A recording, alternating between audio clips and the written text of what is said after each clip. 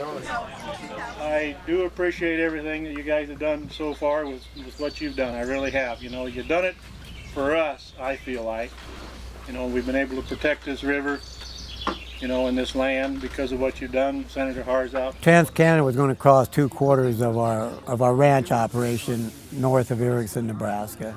To replenish the soils, you know, to put back the native grasses and stuff is almost impossible.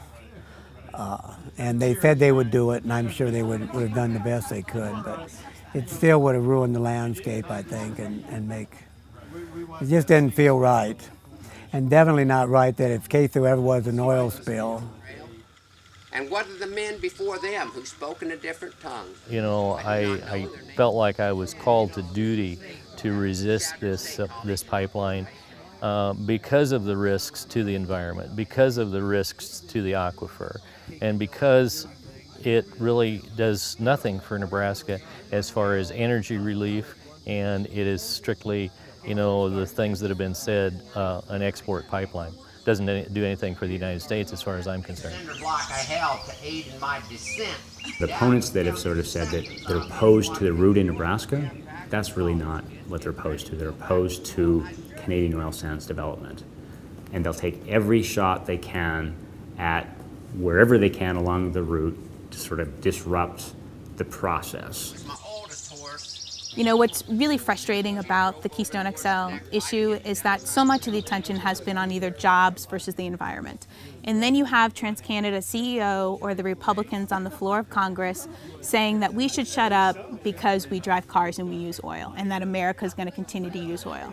Well, I have a few things to say to them. Number one, shove it.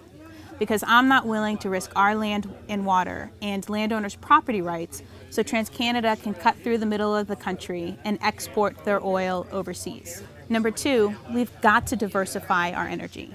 If we are serious as a country of making sure that we're energy secure and that we're nationally secure, that means getting off oil, whether it's tar sands or traditional oil. It means relying on wind, relying on solar, relying on our American oil and our natural gas.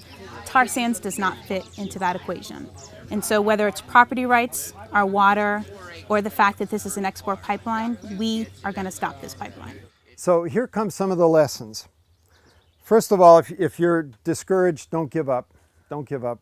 You've got to stay activated. You can never give up. I really want to protect the central Nebraska aquifer. And no, I've been in other places in the world, and there's great places in the world.